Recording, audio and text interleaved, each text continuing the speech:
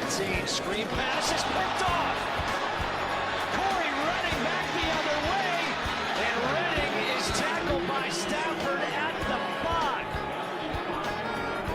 What a play by Corey Redding. David Johnson is in. He's got 2 rushing touchdowns already today. The pass to Fitzgerald. Another touchdown.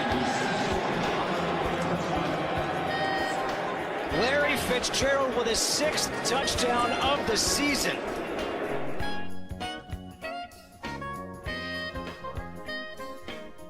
Going back at home, trying to close it out. Ellington, nice job dancing around. Ellington. At the 10, Ellington in the end zone for the touchdown. 63 yards. Welcome back, Andre Ellington.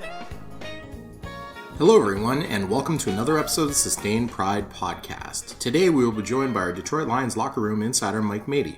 On this week's show, we will discuss the Lions' blowout loss at home, the benching of Matt Stafford, and we will ask the question of hope. Is there any hope to salvage what's left of the season? Let's find out.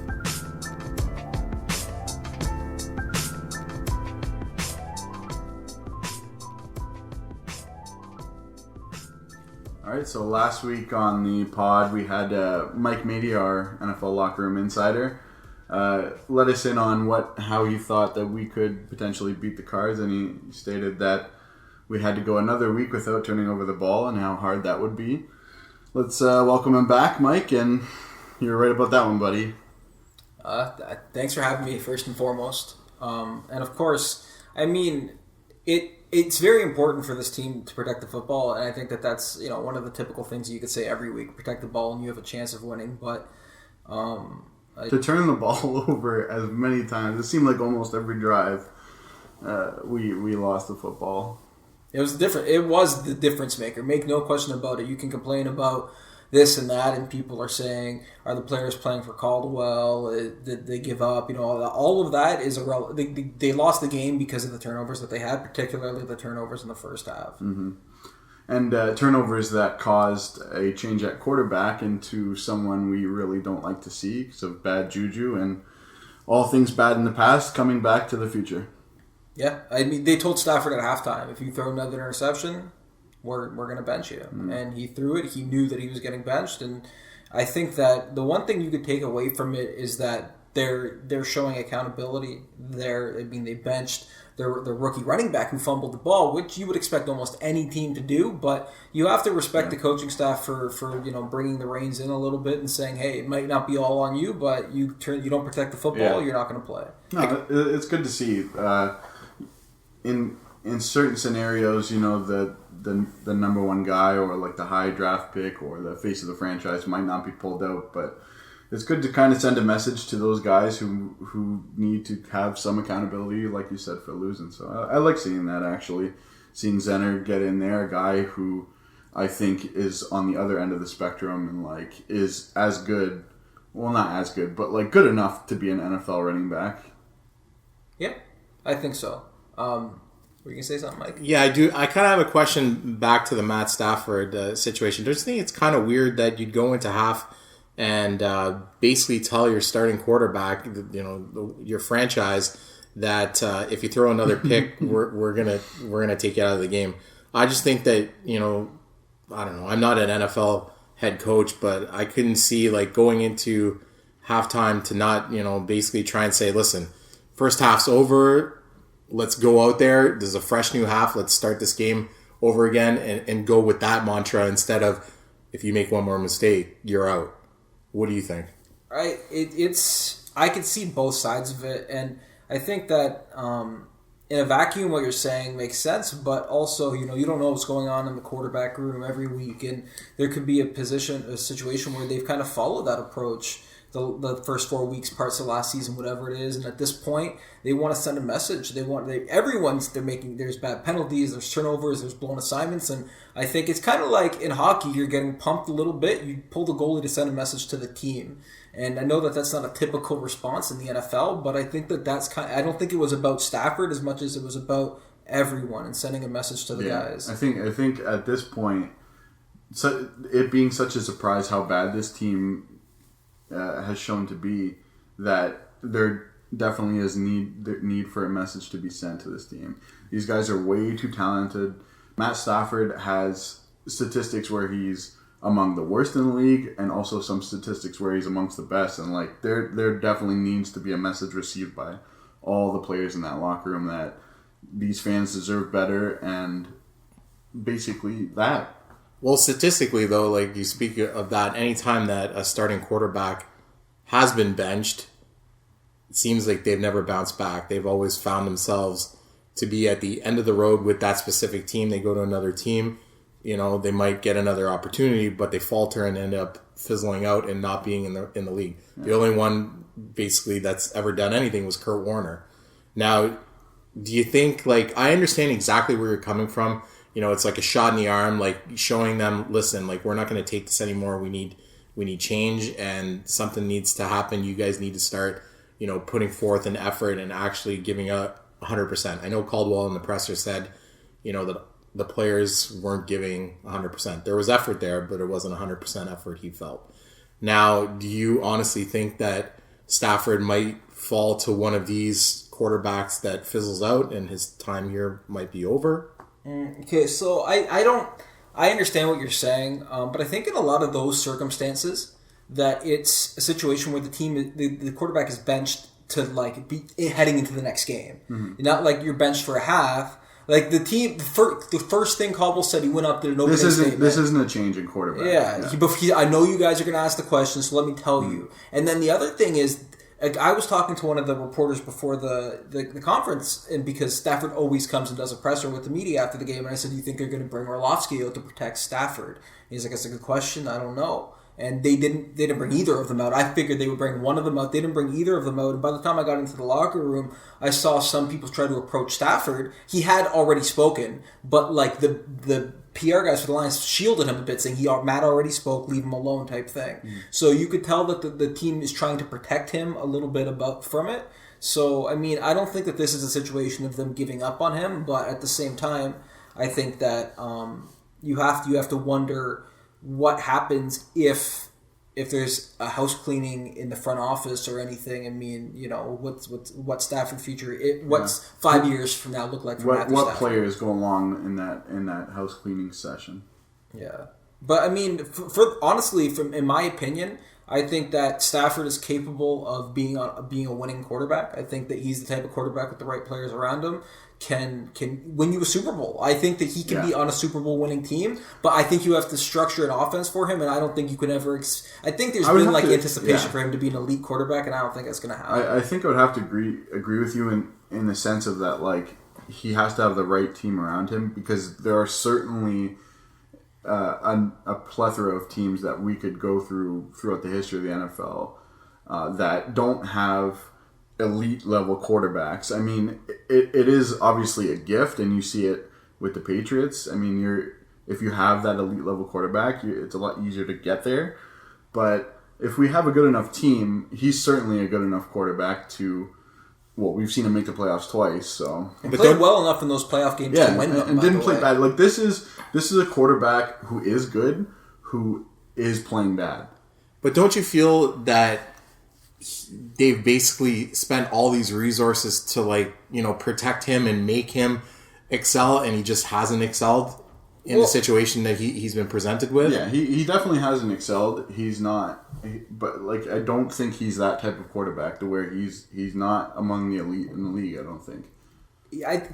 So I think a couple things. I think we could talk about this for a long time. First and foremost, I think that the stars haven't aligned for him, the stars need to align. He's not Aaron Rodgers. He's not going to put the team on his back and win a Super Bowl for them. So the stars need to align for it to work for Matt Stafford. That's just the reality of it. But the stars are never going to align for who's the worst quarterback. I mean, Josh McCown's never going to win a Super Bowl. Let's just say Dan Orlovsky. Despite the great week that I know the bad timing of saying that. We don't have to go even that far. We can stay within the locker room. Yeah, the stars are never going to align for Dan Orlovsky. Dan Orlovsky will never win a Super Bowl. Well, Dan Orlovsky, I feel like, should be fortunate enough that he actually has a job in the NFL. He certainly should not. He definitely should not be a second string quarterback, and that again too is they basically have no pressure for Stafford. We have nobody. I know we've touched on it before about drafting someone to kind of just not compete, but a healthy competition to make each other better. We used to have Sean Hill, and Sean Hill was a very capable backup. Now we have Dan Orlovsky, who, you know, a lot of people at Ford Field were cheering and happy that he came into the game and he completed a lot of passes, but against a prevent defense. Like, it's nothing to cry home about. He's not going to be our quarterback of the future. He's not going to be anybody's quarterback in the future. I think if you really take a hard look, like if you take your emotions out of it and you take a hard look around the league, you're not going to find so many quarterbacks to where Matt Stafford can't be a starter in the league. Like, there are certainly worse quarterbacks in the league, in the NFL right now, than Matt Stafford. He's having his worst year so far. I mean, I couldn't think of a worse year. Like, he just seems to be having the worst year of his career. But I mean, we look around the league and we see a lot of good quarterbacks that have bad years too, and that just might be it. Like, it is kind of a perfect storm of what's going on. Like, the run game isn't working, the offensive line's bad, our offensive coordinator is not the best, and he might just be having a bad year on top of that. Listen, I love Matt Stafford. I'm not trying to get on his back, but over the last 5 games, I've honestly seen a change in my feelings. You know, this week especially, like I'm hoping going to next week and he comes back and has a really good game. But I'm starting to think that it might be time for them to start planting the seeds and look elsewhere and do something, because, you know, as much as I love him, I loved Joey Harrington, and, you know, he didn't do anything for us, and all I want to see is a Lions team that's going to be successful, win a playoff game in my lifetime, and I just don't know if it's going to happen with Matt Stafford. Yeah, think about it this way, in that Peyton Manning is one of the best quarterbacks in NFL history, and the majority of his years, right? He's only won one Super Bowl. But he's won one. But he's won He's been one. to 3. Exactly. And has been to 3. But And is someone that good all throughout his career still needs a great team to get him into the Super Bowl. And I agree with you. He did. And the same thing with Eli. Eli's not going to be putting it like Eli still needs a good defensive line. He still needs a good run game. Just same with Joe Flacco. Joe Flacco still needs a ridiculous defense. Like, you still need, like, that's what I mean. Like, if you want Aaron Rodgers or Tom Brady, like, good luck finding them, because there's 2 of them. There's 2 of however many. You know what I mean? It's hard to find. So the rest of your team better be like 100% if we have to go forward without Matt Stafford. I understand that, though, and, like, I understand, you know, temper expectations and such, but I just like I said, I was the biggest Matt Stafford lover. I still love Matt Stafford. I want him to excel, but I just don't feel it anymore. Like, yeah. I honestly, I was there. I felt very deflated. You know, after the first pick, I was very upset. You know, they came back. Theo Riddick got the touchdown. We're all high-fiving. Everybody's happy and stuff, and then it just imploded. You know what would be amazing, actually, is to see if, let's say, like, Tom Brady did retire this season. Or it's probably not going to happen, because I would assume he's got a few years left. But to see him in an organization that is a lot smarter and knows how to coach quarterbacks well, because we see them turn out quarterbacks and they have 11 win seasons with backups. So, I mean, it would be interesting to see him with in a better scenario. I don't think that you're wrong either. I think that maybe if he was in a better scenario, not per se as, you know, putting all these weapons next to him, but a better system, a system more suited towards him. Yeah. We obviously have seen that he's been able to excel, but I just feel This coaching staff is digressing. Yes. Similar to what Steve Mariucci did to Joey Harrington, where when Steve Mariucci came in, then he brought in Jeff Garcia. It was the wrong system, and it just basically pushed him out of the NFL. Yeah. I have a couple things. First is just the general, kind of going back to the stars aligning comment. If Stafford plays how he did in any of the years outside of his rookie year and then the injury years, but beyond when he comes back healthy, that Matt Stafford, any of the years under Scott Linehan, if you pair him with last year's Lions defense, did the Lions win a playoff game? At any point, I think so. I think they could have beat the Saints that year if they had the defense. I think so. And even this year, if you want to talk about that, like if we have the Matt Stafford even of 2 years ago, would we be in the scenario that we are now? We probably wouldn't be the last team in the league right now. So that's what I mean by putting him in an offense that accentuates. So with Stafford, the thing that I see, and I mean, sometimes I feel a little weird saying this because I mean, who am I to make these judgment calls? But I think that he needs to be in an offense that what Linehan did with him was it looked like Linehan gave him a play design that really funneled into a first read. I always used to say he's never looking people off in the Linehan offense. So that's probably because he wasn't supposed to. And Linehan designed the play to get, and it worked. You could see it even when he goes after his first read, he's a lot more successful. And the other thing is he's so much better out of the shotgun. Again, it's hard for me to say, but I think he struggles when he turns his back to the defense. There was a play in the last game when the game was still manageable where when he throws the ball to Tate, and it's the play where Tate like pushes the defender out of the way, then everyone said, why are you throwing a deep ball to Tate? He can't jump and get the ball. Tate was open before Stafford threw the ball. Stafford waited too late to throw the ball, but they ran play action, and I think that Stafford would have saw it in shotgun and hit the play, but because he turns his back, has to sidestep because I think Ramirez let some pressure in, his eyes don't get downfield quick enough, and there you go. A big gain turns into an incompletion. And that's it, because he has to go through the steps of, okay, let's see what my offensive line is doing in my peripheral vision. Do I have to move up in the pocket or do I have to move around? And then he has to look for the open man. He is ranked worse, like in terms of quarterbacks when it comes to hurries and pressure. Like he does not excel under that. That's still, like we've talked about that every week. That's still going to be, there isn't a quarterback in the NFL. Like how did the Giants beat Tom Brady? How do you beat the best quarterback? You put him on their back. And especially someone who's not mobile like Stafford or Brady. Stafford is not in the same league as Brady in terms of... No, but I'm saying... I'm trying to make an extreme point of if the best quarterback in the league can be beaten by a defensive line and struggle to score the ball, that's clearly the easy way to stop a great quarterback. That's why defensive ends get paid $10 million a year. You want to put them on their back. But it seems like more so with Stafford, he's kind of like... He's had injury issues throughout his career, so he might be a little bit even more afraid to get hit and turn his back on the defense too. Yeah, I think that's what it is. I think that you need to. There is almost like there's too much. I don't want to say freedom, but like it seems like there's a lot of real time of him deciding where to put the ball, and you can see some plays he's decisive. It's one read and the ball's there, but like, when he goes through a progression, he seems to struggle. We need to put the tools that he has into a better manager's hands and make sure that we are telling him exactly what to do, where to put it, and like let that arm shine.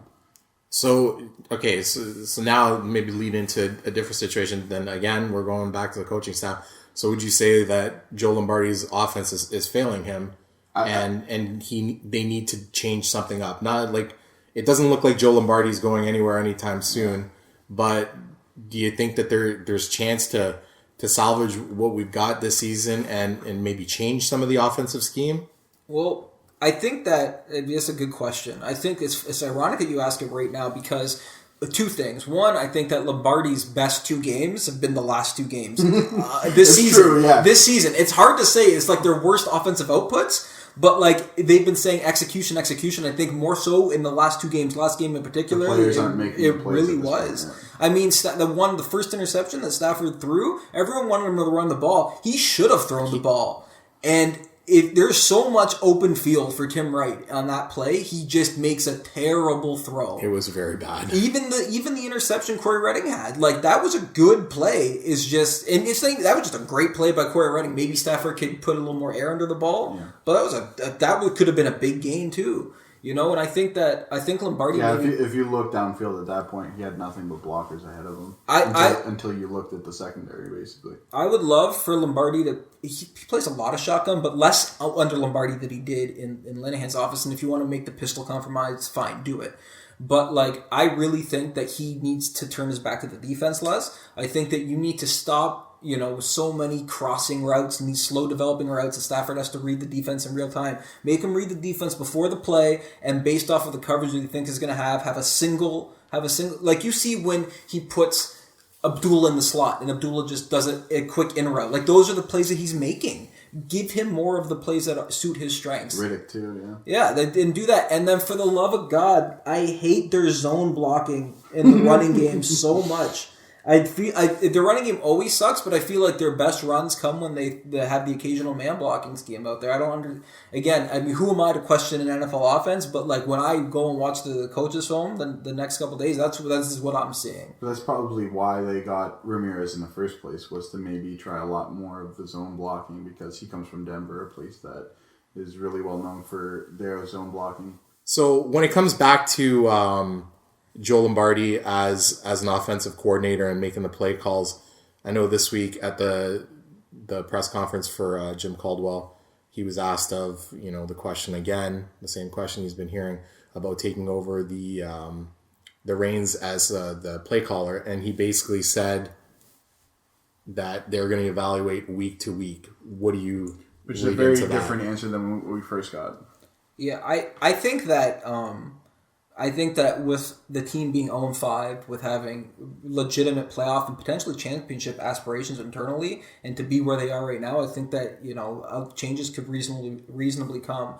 I think that Lombardi's job might not be safe, despite the fact that I think he's improved a little bit the last few weeks. But if he doesn't adapt to Stafford, if they don't put some good games together, I think that if there's going to be an in-season termination, it would be Lombardi, and I think it would come during the bye week. Do you think that would do anything for us? Like, as fans, I think fans would be happy to see a head roll, but I feel like a lot of them look at it as it's too late. There's no real way to salvage this season and playoffs and such, though we're mathematically still alive and anything could happen scenario, but we haven't even seen a win yet. It feels like the straw that will break the camel's back will be this week against the Bears. If they don't beat the Bears, it will be actual craziness, I think, in the locker room, because the Bears are obviously they don't look like such a great team. Well, but they have won the last 2 games. But I'm saying, the Bears were the team that we said, okay, you know what? Up to the Cards were a good team too. We faced all good teams at this point. The Bears were supposedly our first kind of easy matchup, if you still want to call them easy. You might say that they're hard because they're winning now, but I would think that everyone in the fan base said that, the Bears suck this season, so let's get to them. I just look at I think if you lose this week and you don't trounce the Bears defense, especially because their defense hasn't looked very good, what can you do from there? You can't keep them around any longer. No one's getting fired before the bye week. It won't happen. You're not going to fire an NFL head coach. But I'm saying or not head coach, offensive coordinator. You're not going to fire a coach, period. No, because you have week to week. You need that. Yeah. You need that extra week to be prepared for. But again, you look at Miami and you look at okay, I understand that they waited till their bye, but they made that move early and they were very decisive about it. Yeah. And I kind of feel like Caldwell is this nice guy and he has this loyalty. I feel like the whole Detroit Lions organization just has this slight loyalty and they hold on to management positions, players just too long where they just can't make. It seems like they really don't mind losing. Honestly, it doesn't. There are some organizations in Dallas. I think that Jerry Jones loses his mind every time he loses a game. You know what I mean? No, exactly. It feels like this organization accepts losing. I think that you have to be strategic with everything that you do, and you can see examples to both extremes, right? For example, in Houston, they're not getting any quarterback play, so Bill O'Brien is doing what a fan would do. He's switching quarterbacks every quarter. It seems like they're still losing games. I mean, I understand why he's doing it. It's not the wrong thing necessarily, but I don't know that firing Joe Lombardi makes a difference unless there's a true overhaul in the offensive philosophy and the way that they conduct themselves. They have to adapt to the player strengths that they have.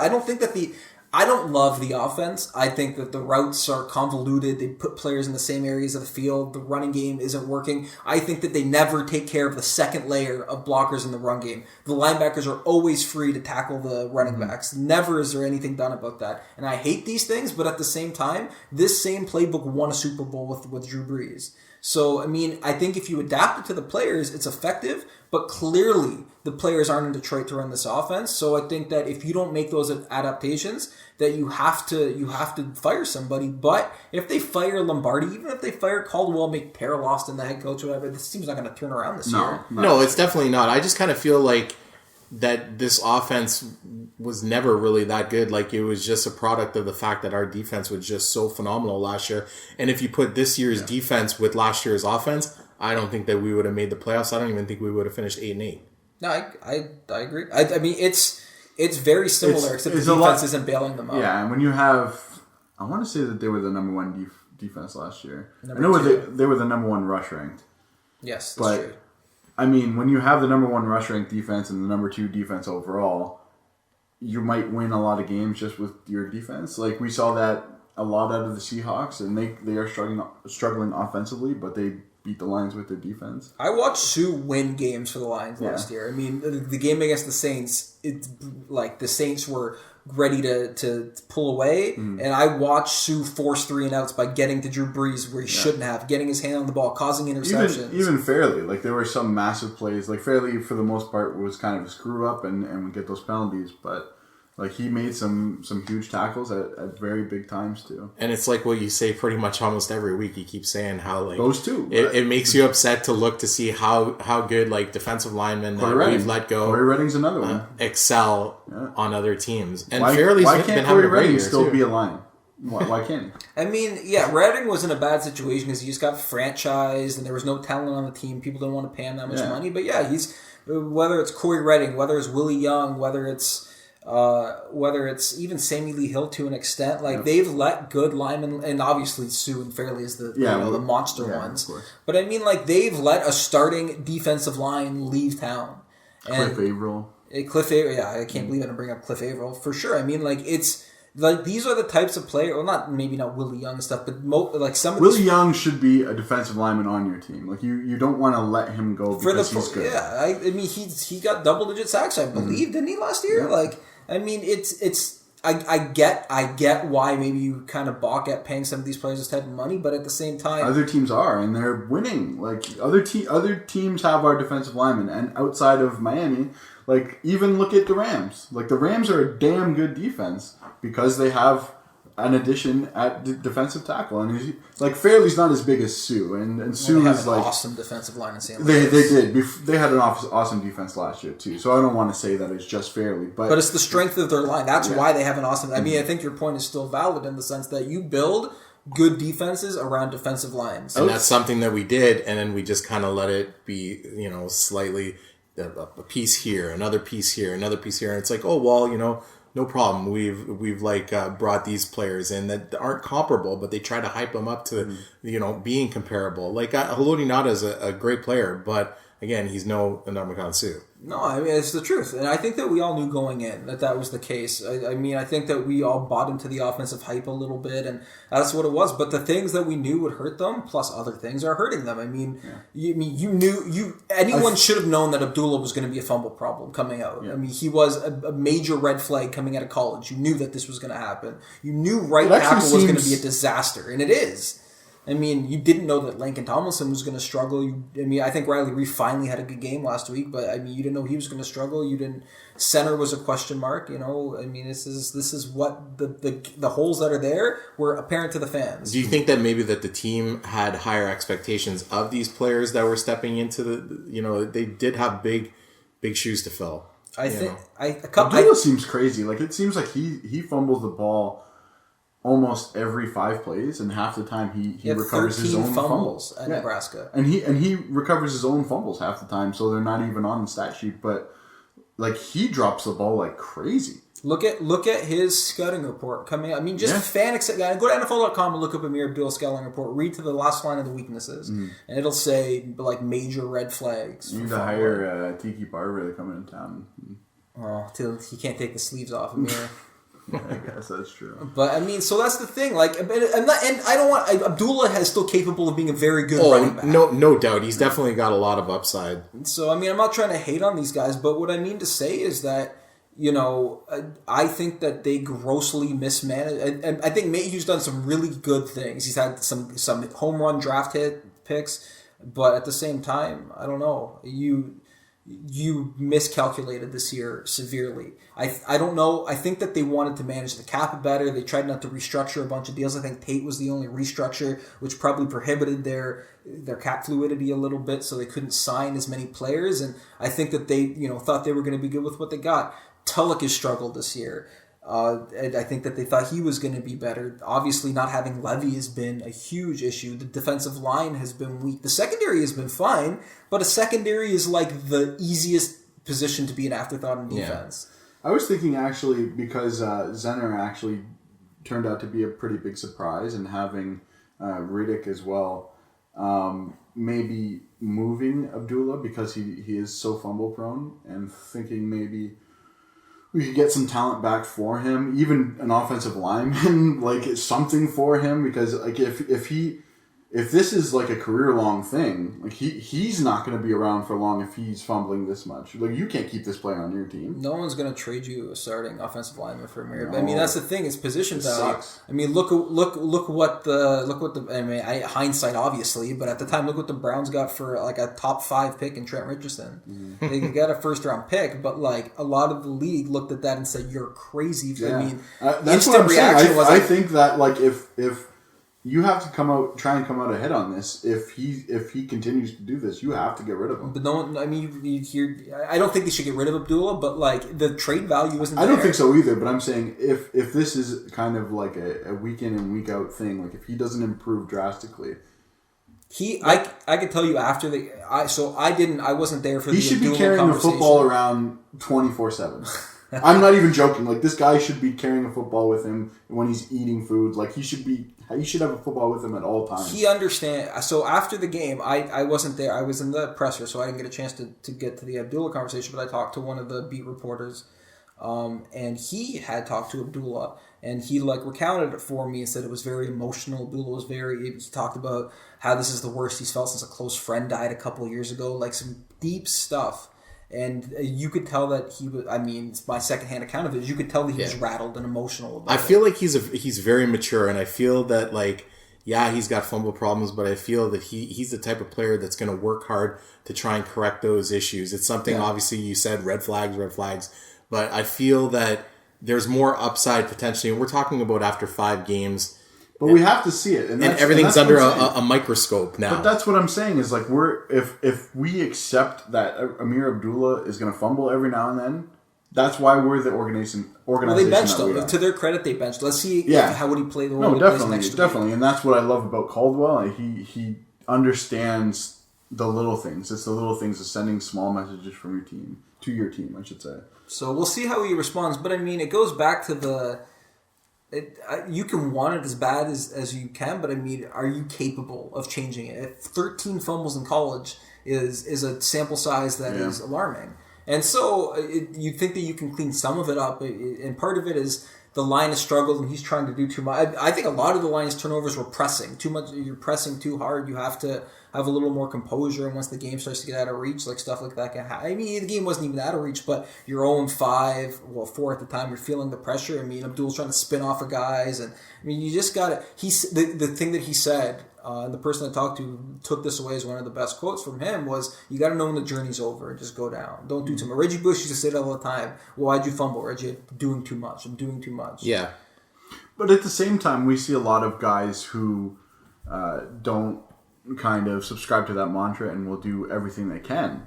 And it's just a matter of hanging on to the ball. Like, you shouldn't be fumbling the ball in the NFL. There are so many running backs in the NFL that if you're in the league fumbling, you're not going to be in the league. You know what I mean? Like, it just running with the ball. Like, if you are trying to do too much and there is if you do have the first player come in and contact you, 2 hands on the ball right away. You should never fumble the ball if you have 2 hands on it, unless someone like hits you in the helmet and you get a concussion. Yeah, it has to be corrected. If he fumbles at the rate that he's fumbled to start his NFL career, his career won't last long. This is something so rudimentary that like this can't go on. Like, you can't be fumbling the ball. So speaking of not going on and how to correct things, is there a way to potentially correct things and moving forward? Let's start with next week. What do you see happening? Well, I think the schedule gets a little easier. I think that they've established themselves as not being a top 15 team in the NFL based off of. But I mean, look at the Chargers and the Vikings. Those are probably the 2 worst teams that they've played so far. I mean, those are arguably top 15 NFL teams right now. So it's hard to put the Lions in that category. Although maybe if they clean stuff up, but now you get the Bears. And the Bears are proving to be better than what they were advertised to be, but like still a beatable team.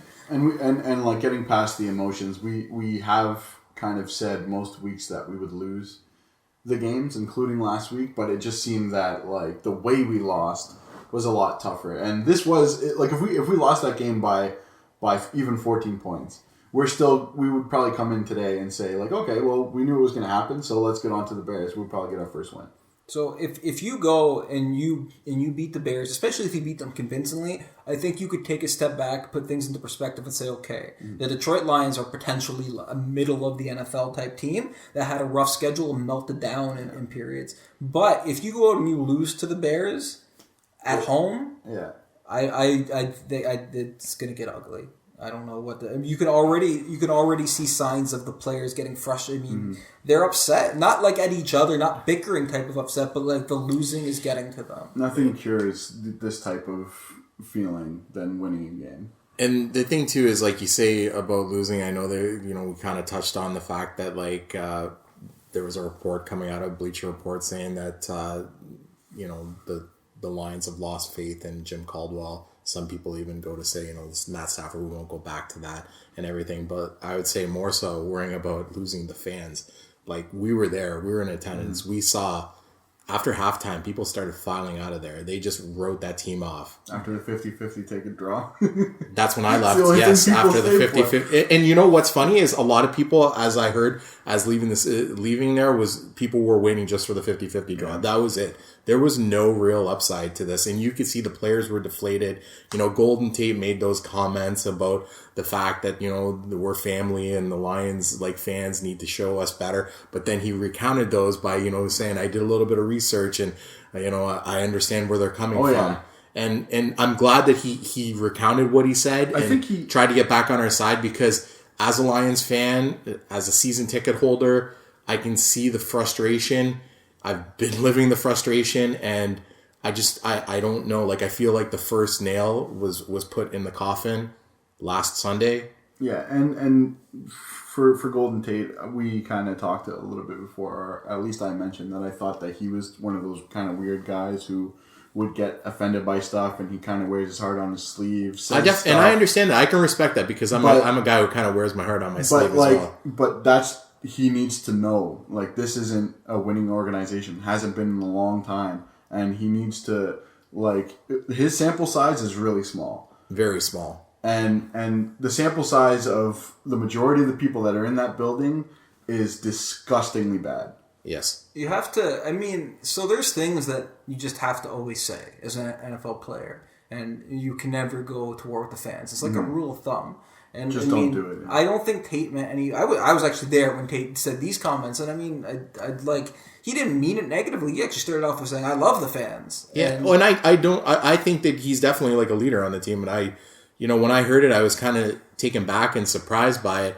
And then, it's one of those ... comments. It's one of those didn't finish or didn't start the quote until that exact section. So the fans turn their back on us. That's like the meat of the quote right exactly. there. When you show that, you definitely, it's something that unfortunately a lot of the media will try and do, is just to get that quote to sell their article, to get and you're 100% right, and that's where I was going to go. But this is what losing is. This is the type of stuff you have to deal with when losing. Is you're going to have, I don't want to call them snakes, but it's just like you have the little parasite quotes come out.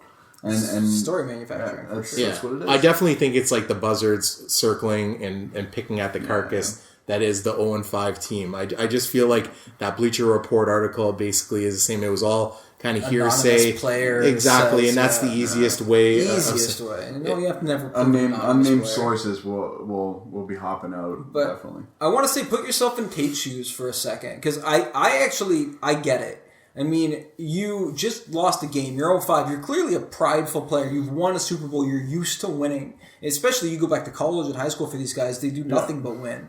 And they're the man. Like, growing up, they're the guy. You're 0-5 now. You've never experienced this before. You got tons of money in the bank. Literally surrounded, and I'm not exact. You're surrounded by 24 reporters that are within 2 feet of you after you just got beat up, asking you questions, and you think to yourself, think something you're an expert at in your life, and these people know like relatively nothing about what they're talking about. So it's things like, why does the offense suck, Golden? And he's like, what are you supposed to, it's frustrating. And then on top of that, I mean, I don't know the relationship that Matthew Stafford and Golden Tate have, but like they're at least publicly supportive of one another. Yeah. And then you have the part that he most took obsessed, the one specific thing he referenced was the crowd was loudest when Dan came in, and almost like he was upset for the way that they treated Stafford, which you got to respect that. I was totally upset as well. My quarterback, man. When I saw the fact that like Dan Orlovsky was warming up on the sidelines, I know I wanted to text you, and I texted Fano, and I just was like, oh, I know what's going to happen. I just knew what was going to happen. I knew that he was going to get the biggest eruption,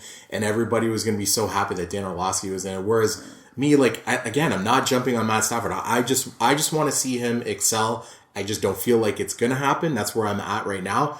But seeing something like that, I know that him as a quarterback, from what I see, he cares, and you probably see it all the time. You see that he does care. No, I remember and it's probably killing him more than it's killing anybody else. You can tell. And that's the thing that makes me upset is that the fans, understandably, I'm a fan, you're a fan, we're all fans here. That's why we're doing this.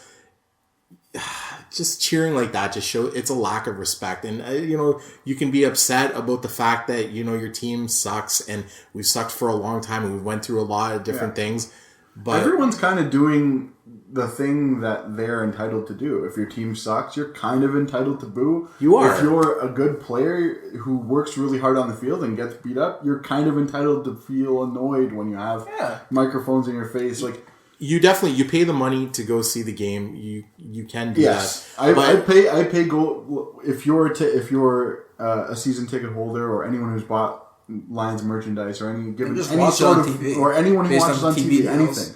If you're an NFL fan and you feel like you're paying these players, like, they're going out and still playing, even if they lose. I mean, but I think that Tate needs to know that the fans have every right to They boo do this have team. every right. Every right. They definitely to boo do. this team. It's like, if someone shows you a picture of their baby and it's ugly, you can't say it's an ugly baby. You can't fight with the fans. You can't. Exactly, You can hate, you can be pissed about it. Just say, we're working hard, we're working week to week.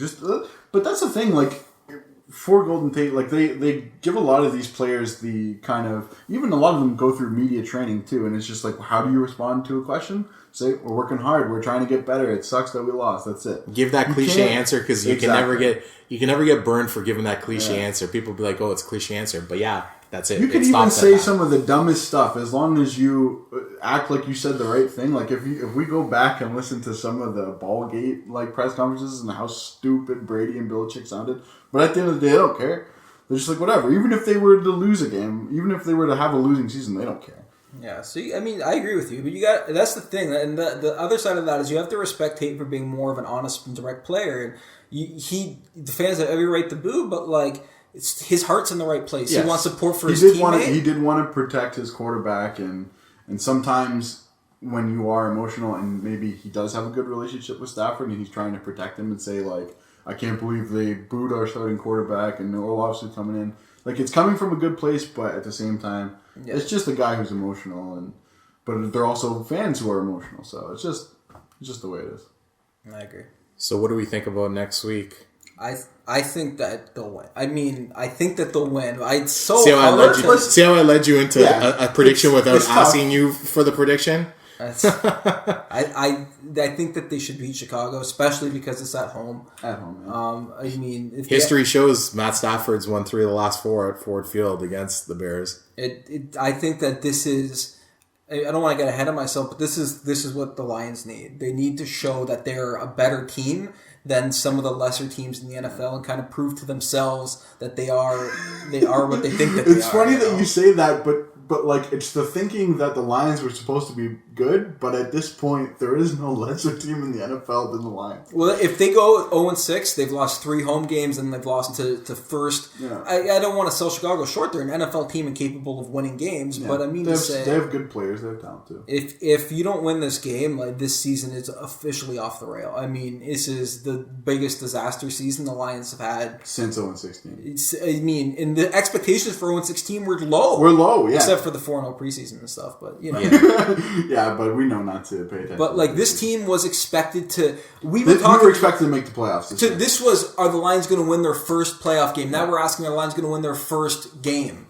This is what we're at right now. So if they don't win this game, anything can happen. If they don't win this game, anything goes at this point. Anyone can be fired. Anyone can be let go. Any changes can happen if the Lions get to 0-6. Yeah, I'm not sure about this one. It's tough to predict, but I will throw a W on this one. I would think that the Lions win this game. After being embarrassed, you got to think that your pride as an athlete kicks in, and you play 100% after this week. I'm really hoping that Matt Stafford bounces back, takes the benching, and comes out there and has an all-star game. I'm making no prediction, as per usual. You made a prediction last week, too. Did I make a prediction? Yeah, no, I don't think I did. I forced you into it. Yeah, you said I've already put the graphic up for you. Oh, jeez. All right. Lions win. Come on. Lions win. Yeah. Lions win next week. And it's against the Bears, so it's nothing to be... Lions have to win next week. It's against a losing team. And if we're also going to say that, history shows Matt Stafford is pretty good against... He does like to pick apart losing teams. He can't win against winning teams. So, now... My memory is I didn't look this up, so if I'm going off pure memory, so if I'm wrong, I'm wrong. We beat the Bears twice last year. They beat the Bears twice last year, but so there was a couple years ago where Seattle, I remember the Seattle's defense scored 56 points this game in fantasy football. Seattle beat the Rams 50-0. Or not the Rams, the Cardinals. And so the Lions played the Cardinals the next week, and all of them said it's the worst to play a team after they get blown out. And then Arizona came and beat them. You're right. Yeah, we did lose. I did remember that. Hey, let's hope that if there's any team, and Arizona's on the other end of this equation. Arizona's passing on the vibe somehow. If there's any team in the NFL that won't pay attention to any of that type of stuff and will just continue losing, it'll be the Lions. But history shows. Yeah. But I honestly do think that there's what's the best chance to beat the worst team you've played? It's kind of weird saying that. You don't really feel confident saying that they'll win anyway, which should be a confident statement, but it's really not.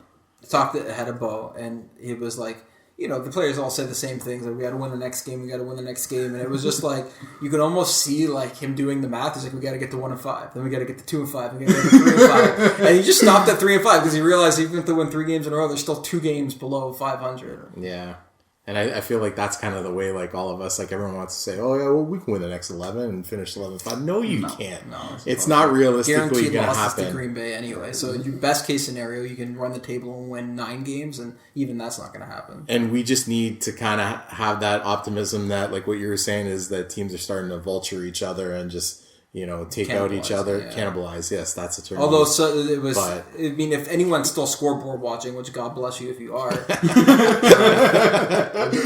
the NFC teams did some beating of the AFC last week, which is the worst thing for anyone clinging on to that little sparkle of a flame that might still be going. I would say, to give advice to anyone listening, is don't have any sparkle of a flame. Don't be scoreboard watching. We'll not make the playoffs this season. Don't be ridiculous. My hope as a Lions fan is just to start seeing some quality football and actually turning on the game and watching and being happy. The best possible thing that could happen is if Matt Stafford kind of normalizes and starts playing decent, because this is completely abnormal. He's never been this bad. Let's see if they make offensive adjustments. You gotta think. You gotta think that Joe Lombardi feels heat right now. Even if he thinks my players are screwing me over. I'm not saying he's saying that, but if in his head, if you were him, he's on the hot seat. I gotta go back and get the Austin Powers clip where Mustafa gets burned alive. But he's got to know. And so does he adjust? Does he say, all right, well, my players can do X, Y, and Z. Let's make them do X, Y, and Z. Or does he just continue to shove his square peg into his round hole and blame execution? Yeah, and if there's no adjustment there, then there has to be some adjustment coming from the front office. Something has to... Well, Caldwell would be the one. I don't think Mayhew would step in and override Caldwell and fire an offensive coordinator. Caldwell would have to pull the trigger. So it'll be interesting to see. He was part of a coordinator getting fired and winning the Super Bowl. Where he wasn't the coach that made that decision, but he was there. So I don't think that Caldwell's the play-calling Jesus that some people think that he is. But I think that And I don't even think it's the play. I think you have to adjust your offensive philosophies a little bit to suit your team's strengths. All right. Unlike the offensive line, let's be responsible, protect this podcast, and wrap it up. Anything else? No, I just want to thank Mike Mady again from Scout.com. Yeah, Lions Report and Scout.com. Check them out. Thanks, guys.